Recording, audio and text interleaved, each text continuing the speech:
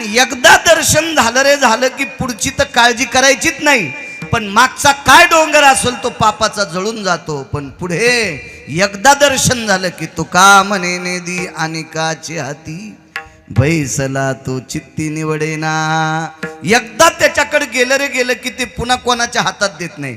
तुम्ही बऱ्याच चांगल्या लोकांच्या संगतीत राहतात, ते नालायक त्याचं काम साधलं की ते गध्याची हावली करते.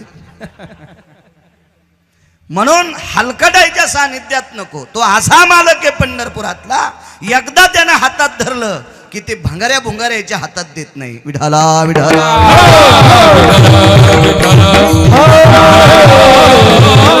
हा साधा सोपा सरळ अभंगाचा अर्थ. मोठ्या श्रद्धेने मोठ्या अट्टहासाने तुम्ही 2 धाम 4 धाम काय ज्या यात्रा केल्यात, मोक्षपुऱ्या असतील, पवित्र गंगेंची स्नानं असतील, पवित्र तीर्थस्थळाची दर्शनं असतील, नशीबवान माणसं आहात. मला वाटतं ही 16 यजमान आहेत.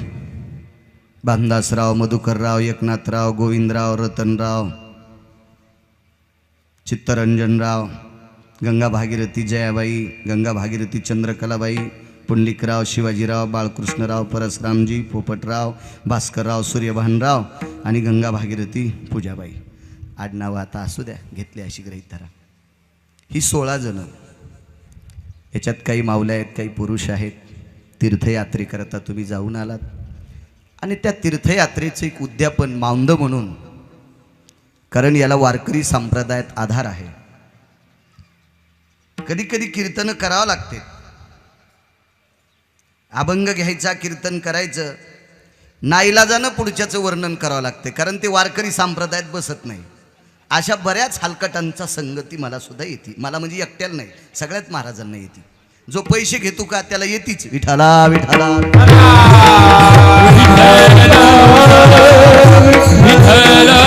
जो पाकिट घेत नाही का तो तिथूनच पाटका बागलात घालून जाईल. चला हट, नियमाच्या बाहेर मी करीत नाही. पण जो बाटलाय का तो सगळ्यातच बाटलाय. पण कधी कधी नाईलाज असतो, चला आपण आपलं ज्ञानोबराय तुकोबरायच्या नामाचा जयघोष करायचा, पण त्या हलकटाचं नाव घ्यावंच लागतं ना, ते परंपरेच्या बाहेर आहे ना. पण माऊंद उद्यापन हे ज्ञानोबराय आणि नामदेवराय यांची याला पुस्ती आहे. हो, कारण तीर्थयात्रा करून आल्याच्या नंतर आपण माऊंद करत जावं. कारण ज्ञानोबराय आणि नामदेवराय ज्या वेळेला यात्रेला गेले त्यावेळेला तिथून आल्यावर ते माऊंद माऊली महावैष्णव ज्ञानोबरायांनी नामदेवरायांचं केलंय. म्हणून वारकरी संप्रदाय हे पुराण ज्याला मानतंय आपण त्यांना मानावं, म्हणून मी तुम्हाला देतो. मी एरवी काही काही लोकांची थोडीशी स्तुती करीत असतो, पण मनातून करत नाही. आज मनातून आहे. विठाला विठाला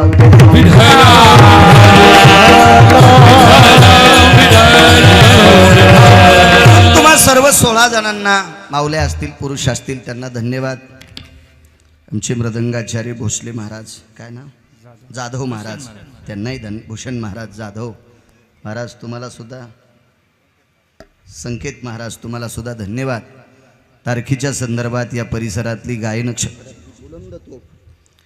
या महाराष्ट्राच्या मातीमध्ये ज्यांचा आवाज आणि प्रसन्नता, चाल म्हणत असताना अगदी काही चुटकी सरस चाल पुढे सरकती, अगदी गोड, अगदी गोड. कधी कधी 45 मिनिटं चाल चलते, असं वाटत नाही भजन आहे का कीर्तन आहे. हो, तोपर्यंत कीर्तनकार एखाद्या वेळेस संडासूनही जाऊन येऊ शकतो. हो, किंवा एखादी झोपही घेऊन येऊ शकतो. असं बरंच वेळेस होत असतं. पण असं मी जिथे जिथे असेल आणि आबा जिथं असतील तिथं असं कधी घडलं नाही. तारखीच्या संदर्भात मला बोलत होते, आज हजर आहेत, त्यांनाही धन्यवाद. तोडीस तोड असणारे महान या परिसरातली व्यक्तिमत्व, गायन क्षेत्रातली बुलंद तो बऱ्याच ठिकाणी भेट होत असती. आमचे आदरणीय सूर्यवंशी महाराज, त्यांनाही धन्यवाद, प्रणाम. तसेच पाठीमागचे आमचे राधेश्याम महाराज असतील, ज्यांच्याकडे आम्ही येता येता अण्णा आपण थांबलोत, बाजीराव महाराज असतील, आमचे हरिभक्तीपरायण उत्तम उत्तमो सर्वातिमुत्तमे उत्तमश्च सर्वस्थिता भयोर उत्तमो जायते उत्तमा उत्तमा. म्हणून महाराज तुम्हालाही धन्यवाद. प्रमाण ज्यांच्याकडं अत्यंत कोड असं पाठांतर यावा, आमचे उत्तरेश्वर महाराज वांगीकर, त्यांनाही धन्यवाद. महाराज नाव ऋषिकेश महाराज, वा, तुम्हाला सुद्धा धन्यवाद. सर्व मस्तक माझा पायावरी वारकरी संतांच्या, दोन्ही मृदंगाचार्य आदी करून साऊंड सिस्टीम अत्यंत गोडे, सगळ्यात महाराज लोकायला अशी भेटत जावा. तुम्हाला सुद्धा धन्यवाद. विनेकरी बाबा असतील आदी करून सर्वांना प्रणाम. प्रतिष्ठित ज्येष्ठ श्रेष्ठ या परिसरातले या 16 जणांवर प्रेम करणारे इष्ट मित्र सजन सखे सोयरे धायरे मित्र गोत्र सगळी काही आलेली सगळी पाहुणी रावणी सर्वांना प्रणाम करतो. उपस्थित या मंचावरील समोर बसलेली सर्व वारकऱ्यांना साष्टांग प्रणिपात करतो आणि माझ्या अभंगावर येतो. विठाला विठाला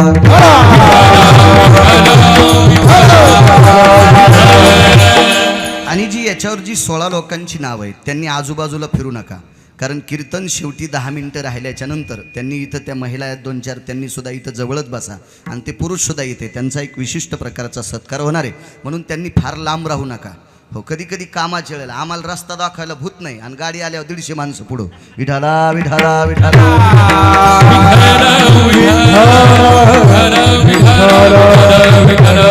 कारण नंतर माणसं जेवायचे ते 16 जण जिकडे तिकडे पांगू नका, जवळच शेवटच्या टप्प्यात. पंढरी शिजारे आल्यानो संसारा दिनाचा सोयरा पांडुरंग पंढरपूरला जा असं तुकोबराय सांगतात. एखादा म्हणेल महाराज हे काशीहून आलेत, हे केदारनाथहून आलेत, हे रामेश्वराहून आलेत, आधी करून हे उज्जैनहून आलेत, अगोदर कुठले कुठल्या देवतेचे दर्शन घेऊन आलेत आणि तुम्ही तर पंढरपूरचं महत्व सांगता.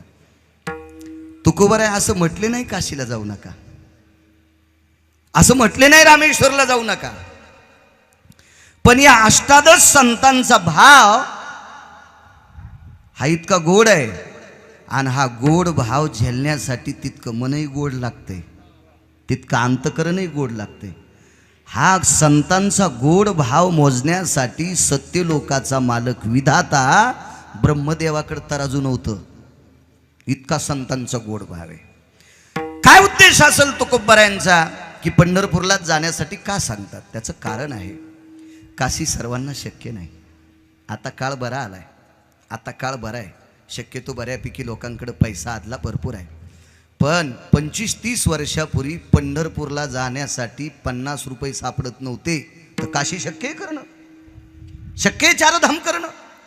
मग काही लोकांच्या अंतकरणात अशी ती शंकेची गाठ होती, माझे 4 धाम झाले नाही, माझे 4 धाम झाले नाही, माझे 4 धाम झाले नाही, मला माणसाचा जन्म देवानं दिलाय पण मी 4 धाम केलेच नाही.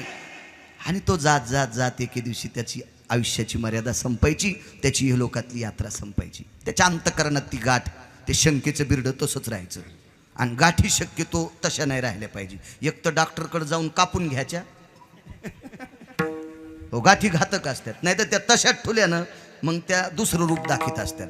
मग कोणत्याही गाठी, शंकेच्या गाठी असू, अंगावरल्या गाठी असू, कोणत्याही संकल्प विकल्पाच्या काय गाठी असतात त्या जागच्या जागेवर फुटल्या पाहिजे. आणि या अष्टादश संतांनी विचार केला, यांच्या अंतकरणामध्ये बाकीच्या तीर्थक्षेत्रावर जाण्याचा जो भाव आहे आणि तो घडत नाही, गरीब माणूस आहे, शक्य नाही. बरं ते काय असे 1-2 महिन्यात पायी गेल्यावर होत नाही, तर शक्य नाही ना ते. आता नर्मदा परिक्रमा करायची तर जोरात चालणाऱ्या माणसाला 90 दिवस लागतील, जरा स्पीड न चालणाऱ्या. माझ्यासारख्याचं आता पोटाचं काशीफळ झालंय. आता मी गण वय कमी आहे पण मी चलन कसा इतका जास्त, मला बरोबर 4 महिने लागतील, 3 चोक 12 म्हणजे 120 दिवस लागतील. माझ्यापेक्षा देवी चालणाऱ्याला 6 महिनेच लागतील. हो हे शक्य आहे का? आता कोणाची कांद्याची लावगडे, कशाची छाटणी, अंगूर द्राक्षाची छाटणी, पहिली छाटणी, दुसरी छाटणी, आमकं छाटणी, शक्य नाही ना हे जाणं. मग काहीकडे पैसे आहेत पण वेळ नाही, काहीकडे वेळ आहे पण पैसे नाहीत, काहीकडे दोन्ही आहे पण शरीर साथ देत नाही. पैसे येत, वेळही भरपूर आहे पण शरीर साथ देत नाही, काय करावं? मग अशा लोकांच्या अंतकरणात शंकेचं बिरडं होतं, शंकेची गाठ होती, शंकेचं गाठोडं होतं. विठाला विठाला विठाला. मग करावं काय? मग ह्या लोकांच्या मनात असा भाव असेल, आपण 4 धाम केले नाही, मग करायचं काय? तर तुकोबराने सांगितलं, बाबा रे तुम्ही काळजी करू नका, तुम्ही एकदा पंढरपूर केलं रे केलं की सगळे धामच झाले. 349 गंगा आहेत. पंढरीसी जाण एक वेळा, एक वेळा, पंढरीसी जाण एक वेळा, एक वेळा, पंढरीसी जाण एक वेळा, एक वेळा,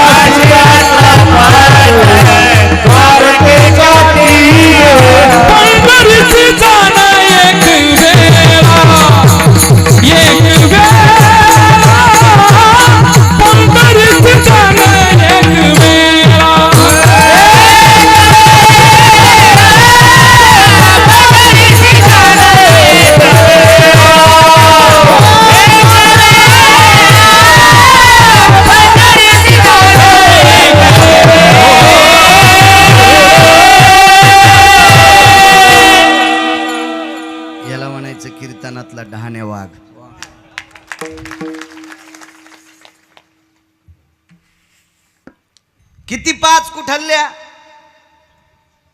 काशी यात्रा 5 द्वारकेच्या 3. 5 वेळेला काशीला जाणे, द्वारकेला 3 वेळेस जाणं, ते पंढरपूरला एकदाच. राग येऊ देऊ नका, मी थोडा स्पष्ट वक्ताय विठ्ठलांना. फार तुम्हाला राग आला तर दुसऱ्या बार बोलवायचं नाही, नाही बोललं तरी हरकत नाही. मालकानं पोटापुरतं दिले काय तानी, आणि तुम्ही दिलेलं जर नाही पचलं तर जळून जाईन. त्याच्यामुळं तुमच्या देण्याची अपेक्षा तरी काय करायची, पण खरं बोलायचं माणसाला. एकदा काशीला गेलेले म्हणले मी कपात चहा पित नाही. एकदाच गेला काशीला, एकदाच. बंद करा अण्णा जगताप काका, एकदाच गेला ते, एकदाच विठ्ठलांना, एकदाच म्हणे मी कपात चहा पित नाही. काय होतं कपात चहा प्याले होतो? घोरपडी सोडित नाहीस ना तू, नालाय का? तू काशीला गेला म्हणजे माळकरी थोडाच झालास. नाही म्हणे मी काशीला गेलो, लग्नातलं खात नाही. कशाचं खातो? मसनवाट्यात खातो का तू? काय नियम सांगतील, बापरे बापरे बापरे. कोण कोणाला नियम सांगायले? हो, काल परवा इकडच्या तिकडच्या जडीबुट्या देणारा तो यमडीला शिकवायला. मी काशीला गेलो, मी कपात चहा पित नाही. नको पिऊ, तू बुटात पी. तू ज्याच्या संग काशीला गेलास त्याचे पैसे दिले नाहीस ना तू, त्याची आशी काशी केलीस, आणि तरी मग तुम्ही काशीला गेलो. राग येऊ देऊ नका 16 लोकांना, मी तुमच्या विरोधात बोलत नाही. तुम्ही जे बाकीचा बोजा डोक्यावर घेतलाय का, हे गठुडं बोकांडीवर घेतलंय ना, हे गठुडं बोकांड मोडीत असते. हे पहिलं उतरा, याच्याकरता सांगतोय तुम्हाला. तप करून तीर्थाटन वाढविला भीमान, वाढविला भीमान, वाढविला तप करून तीर्थाटन वाढविला भीमान, वाढविला भीमान,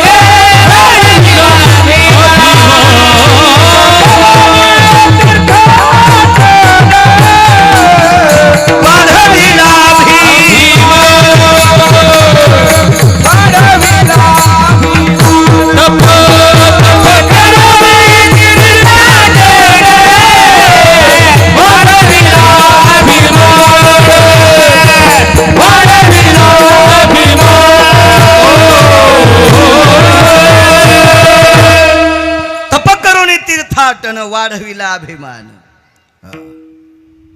अभिमान नाही तर काय, मी लग्नातलं खात नाही, होम झाल्यावर खात नाही पुन्हा. होमाच्या आधी खातो म्हणजे होम झाल्यावर स्वयंपाक गार होतोय ना, म्हणजे गरम गरमच सांगतो बोख्या. हो, मला वाटतं यायला सांगणाऱ्या यालाच रुमण्यानं हाणाव. यायचा दोष नाही, यायला हे सांगतोय कोण नालायक.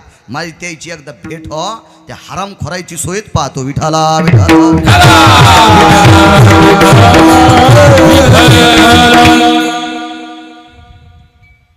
तिथे गेल्याच्या नंतर तिथले नियम आहेत. जे जे काशील गेले त्यांना नियम माहित आहेत. गयवरचा नियम वेगळा आहे, काशीतला काही नियम वेगळा आहे, पशुपतीनाथाचा नियम वेगळा आहे, केदारनाथाचा नियम वेगळा आहे. एका ठिकाणी लोणी लावा लागते पाठीला. का तिथं नोली लावा लागते? द्वापार युगात अर्जुनानं त्याच ठिकाणी गदा मारली होती. ते रूप घेतलं होतं विश्वनाथाने वेगळं, त्या जाग्यावर गदा मारली म्हणून तिथं अर्ध शरीर पशुपतीनाथ म्हणून तिथं लोण्याचा लेप असतो. शास्त्र आहे त्याच्या पाठीमागे. काशीत गेल्याच्या नंतर दोघं नवरा बायको जर गेले असतील, तुम्ही इथे केला न केला मला काही माहित नाही, मी पण पुराणानुसार सांगतो. बायकोला मांडीवर बसवावं लागतंय अण्णा. हो ना जगताप काका, बसवावं लागते. ती वय किती आहे त्याचा विचार करायचा नाही. 1 मिनिटापुरतं का पण बशीनं, त्याच्यापेक्षा नवऱ्यापेक्षा बायको जड असली तरी हरकत नाही, पण बसवावं लागते. हो, मग वेणीदान करायचं. शास्त्र त्याच्या पाठीमाग, पुराणे, शास्त्र म्हणण्यापेक्षा पुराणे, वेणीदान करावं लागते. हे सगळे नियम आहेत. मग हे सगळं केल्याच्या नंतर विश्वनाथाची आपल्यावर कृपा. वा, आलात तुम्ही, नियमात आहेत तुम्ही, आमच्याकडे आलात त्याबद्दल काही दुमत नाही. वा, धन्यवाद तुमचं. पण एक म्हणे का मी एवढ्या 5 वेळेला काशीला गेलो, यात्रा 5दा केल्यावर सफलता झाली, पूर्णत्वाला नाही बरं. मग पूर्णत्व माणसाचं कुठं साधलंय? मला मोक्ष पाहिजे. तुम्ही 1000 वेळेत जरी काशी केली तर मोक्ष भेटू शकत नाही. काशीत मोक्ष मिळण्यासाठी मरावंच लागतंय. मोक्ष देवो निउदार काशी होय कीर, वेचे लागे शरीर ते गावी. मरावेच ना म्हणजे मरावं लागतंय, मेल्याशिवाय मोक्ष नाही. मग तुम्ही म्हणताल आम्ही काशीला गेलो ते निरर्थक नाही, फायदा आहे, पुण्य आहे. पुण्यावचन सकल स्थिताम तीर्थराजा भयो धर्मदंडेन तिकालायम पुनितो तीर्थराजायाम तीर्था प्रसन्नो भयो जयो प्रसन्नस्ता भय व्यापहा पुनितो सर्व शास्त्रानां तीर्थराजो दर्शयामी. त्या तीर्थाचं दर्शन घेतलं की तो पुण्यकाल तुम्हाला प्राप्त होतो, त्याबद्दल दुमत नाही. पण काही गोष्टी काही ठिकाणी मागायच्याच नाही. संन्याशाच्या आश्रमावर लुगडं कसं काय मागायले? त्यालाच बायको नाही ना. संन्याशाला तुम्ही लुगडं कसं काय मागता? एखाद्या वेळेस जेवायला मागा, ते एखाद्या भक्ताला सांगून तुम्हाला जेवायला देतील, लुगडं कसं देतील ते? मग काही तीर्थाच्या ठिकाणी काहीच गोष्टी मापात आहेत, ते तितकंच मागायचं. मोक्ष काशीत मागायचं नाही. हो, सांगताय कोण माहितीये का? हे दोन्ही देव वेगळे नाहीत बरं का. भगवान शिवशंकर आणि विष्णू परमात्मा, हरिहरा भेद नाही नका करू. आणि ज्ञानोबराय विष्णूचा अवतार आहेत, महाविष्णूचा अवतार सखा माझा ज्ञानेश्वर, आणि ते ज्ञानोबराय सांगतात. तिथं मेल्यावर मोक्ष आहे, तिथं दुसरं काही मागा पण मोक्ष मागू नका काशी. हो, बर कोण ज्ञानोबराय? या ज्ञानोबरायचे बंधू होऊन जन्माला आले शंकर, सदाशिवाचा अवतार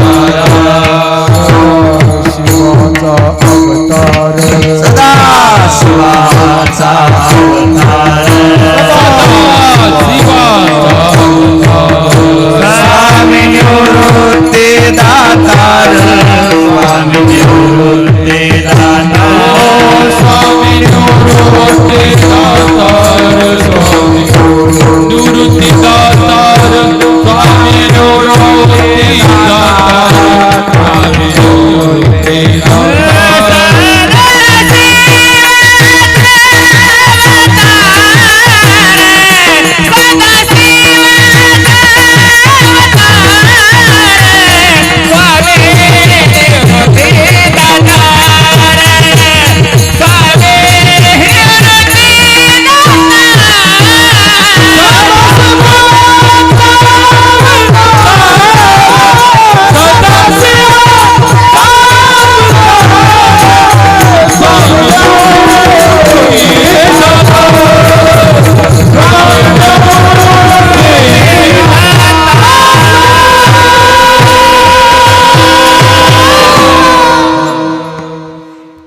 प्रत्यक्ष भगवान शिवशंकर म्हणजे निवृत्ती दादा होते.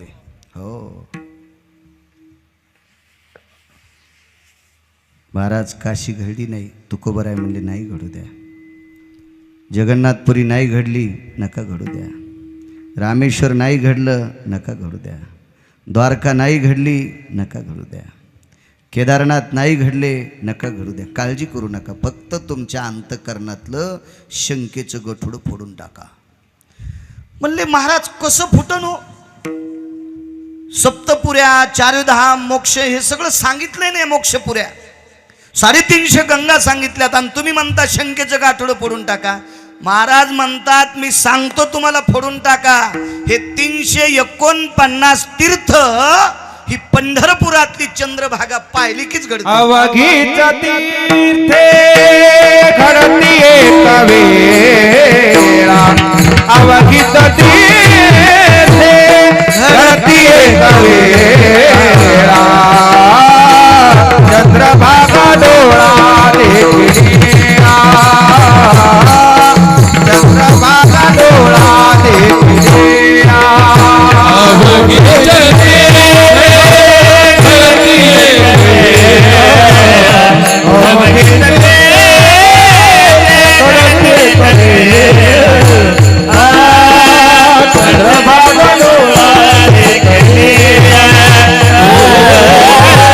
चंद्रभागा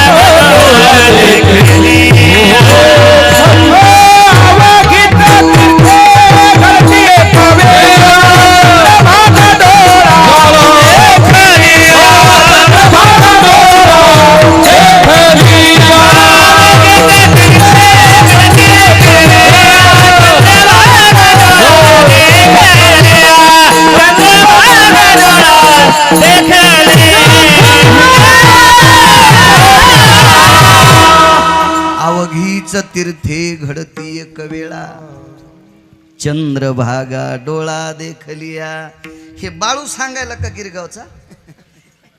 शंकर सांगे ऋषी जवळी शंकर सांगे ऋषी शंकर सांगे ऋषी जवळी शंकर सांगे ऋषी आज सकळ तीर्थ ध्यान काळी सकळ तीर्थ ध्यान काळी सकळ तीर्थे काळी सकळ तीर्थे काळी येती पुंडलिका जवळी येती पुंडलिका जवळी येते पुंडलिका जवळी येते पुंडलिका करीती अंकुळी वंदिती चरण करीती अंकुळी वंदिती चरण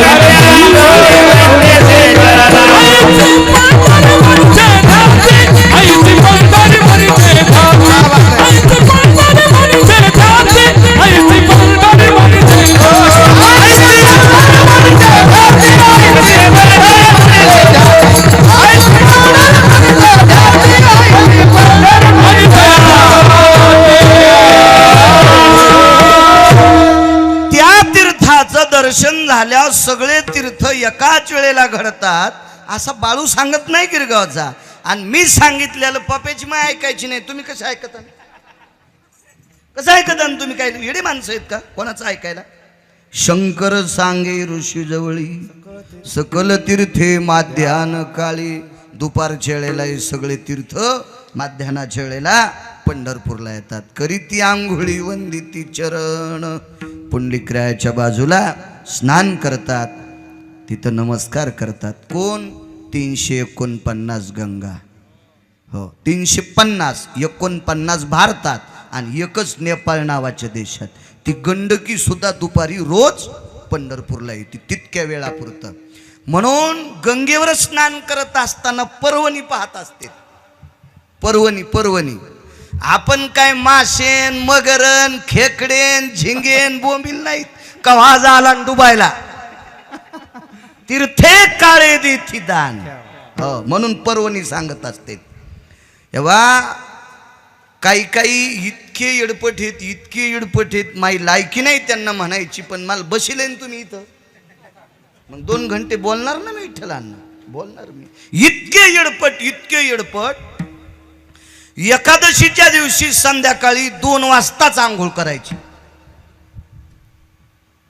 आंघोळ करून आली की लगेच पप्याची माय चपात्या टाकी ती 9-10 रातच्या 3ला आणि 3:30ला गाडीत बसतेत आणि बारशीच्या पुढे द्वादश सोडितेत. नालाय का तुझ्या बापाची जहागिरी आहे का ती?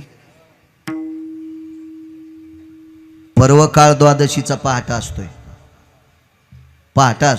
आपल्याला इतकी गडबड आहे ना, इतकी आपली पप्याची माय दाड आहे ना, त्या साली जाऊच नको तू सोमळ्या पंढरपूरला. हो नाही तर ज्या वर्षी गेला त्या वर्षी पप्याच्या माईला म्हण मला लय ताण देऊ नको, मी द्वादशीचं ब्राह्मी मुहूर्तावर स्नान करून द्वादश पंढरपुरात सोडून येतो. असा बारशीत आणि येरमळ्यात कुठं द्वादशी सोडू नको कोंबड्याने दाणे खाल्ल्यावानी. नालायकपणा आहे ना. शास्त्र आहे त्याच्यासाठी. अहो एका साधूनी अपरात्री गंगेला बाटवलं. एका साधूनी अपरात्री गंगे स्नान केलं तर गंगेनं शाप दिला तुझी पत्नी बाटल. आणि खरंच त्या साधूची पत्नी बाटली. जगात 1 नंबरची सुंदर होती अहिल्या. वरच्या राजानं नालायकपणा केला आणि तिचं शरीर बाटिलं. म्हणून काही शास्त्र म्हणेल ते सांडावे, ते राज्यही तृण मानावे. मतितो पुराणो भयो व्याप्ती शास्त्रो उचितो बयाम वेदा मंडितो सकलो ऋषियाम गणो पुनिता नैवम गांजा कसम लिखितम. हे काय गांजा फुक्यान दिले का? काही आपलं सकुबाईन केलं की द्वारकाबाईन केलं, सकारामजीन केलं की तुकारामजीन केलं. आपली जागिरी का काही बी करायला आहे? अद्याप नाही. शास्त्र आहे त्याच्यासाठी. या सर्व गंगा माध्यान काळाला दुपारच्या वेळेला पंढरपूरला येतात. मग तुम्ही आम्ही सगळे जातो. मी रामेश्वर 9 वेळेत झालं माझं रामेश्वर. हो मी 9 वेळेस स्नान केलं. मी पवित्र आहे का? मी काही ना काही चुका करतो का नाही? मी संसारातला दास आहे. त्या अर्थी संसारात काही ना काही चुका होत असतात आणि चुका झालेला माणूस हा माळका असतो. मग मी रामेश्वरात स्नान केलं, 21 कुंडाचं स्नान केलं. आता त्या तीर्थानं मला पुनीत केलं असेल, पण मग पाप त्या तीर्थावर पडलं. मी द्वारकेला गेलो, तिथेही समुद्राच्या 3 स्नान केले. मी गेलो एकदाच, पण आंघोळी 3 केल्या. मुद्दाम थांबलो. हो, तुम्ही सांगितल्यानुसार 3 भोवतालून फिरून याचं, मुक्कामाला तिथंच शिव सोडायची आणि पुन्हा याचं, म्हणजे असं आपलं अभंगासारखं वागायचं. 3 स्नान केले. माझं पाप पडलं का नाही? मी पुण्यवान आहे का? काही ना काही घडतंय ना पाप. प्रभू जरी झाला संसाराचा दास, अहो देव संसारात पडल्यावर त्याच्या, अहो संन्यासी केल्यावर बी पाप झालं. हो, भगवान वामनाच्या रूपात बटू होते ना, तिथेही पाप केलं देवानं, पण भक्तासाठी केलं. त्याला खुजटपणा आलं ना, बुट्टा झाला ना देव, त्याची उंची लई थोडी झाली ना. आणि तितकं नाही, तितक्या पापामुळं 5000 वर्ष दरुजा सांभाळावा लागलाय. मग देवाची कथा तर बाळ्या कोण्या झाडाचं पान आहे. मी पण काही पाप केलं का नाही? मग तिथं मी पाप केलं, ती माझंही पाप त्या तीर्थानं मला पुण्य दिलं असेल. माझं पाप शालन पापक शालन हितार्थाय तीर्थराजोत्त तेवचे, माझं पाप संपलं असेल काही वेळापुरतं, पण माझं पाप तिथं पडलं ना. मग आता हे तुम्ही आम्ही आंघोळ केल्याचं जे पाप आहे हे त्या तीर्थावर पडत असते. आणि त्या तीर्थानं काही केल्यानं ते पाप धुतल्याच जात नाही. त्या तीर्थाला एकमेव डॉक्टर आहे, ती चंद्रभागा. हो, हे 349 जे पवित्र तीर्थ आहेत का, 349, हो 350 पैकी गंगा येते, चंद्रभागा येते. हे 349 तीर्थ मळालेले शुद्ध होण्यासाठी फक्त पंढरपूरच कारणीभूत आहे. म्हणून हे सर्व तीर्थ पंढरपूरला जातात. चला दुसरा मुद्दा ऐका. असं एक यूट्यूबवर कीर्तन असेल, ते फार दिवसापूर्वी मी केलेलं, पण ऐका ना पुन्हा. काय तीर्थाचं ऐकलं काय वाईट होत असतं का? चांगलं ऐकायचं. बाकीच्या तीर्थावर जाण्यासाठी नियम आहेत.